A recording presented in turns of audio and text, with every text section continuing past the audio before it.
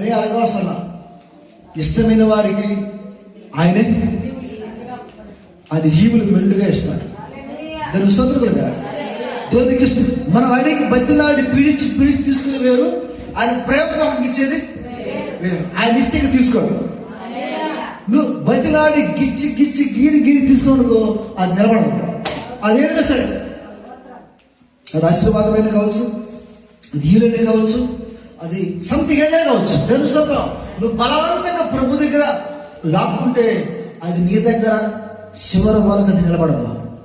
దేవుడు నీకు ప్రేమపూర్వకం ఇస్తే నీకు మాత్రం కాదు, నీ పెట్ట తర్వాత ఆ ఆశీర్వాదము దావీదు ఆశీర్వాదం లాగా, అబ్రహాము ఆశీర్వాదం లాగా నీ కుటుంబది నిలిచిపోయింది. దేవుడు హల్లెలూయా. దేవుడు తరువాత తను మనకి ఇవ్వాలంటే నీవు చేయవలసిన చేయాలి, దేవునికి పరిచర్య చేయాలి. ఆయన పైన మనము పాలభాగస్తులు కావాల్సిన వారే ఉన్నాం. దేవుని స్తోత్రం.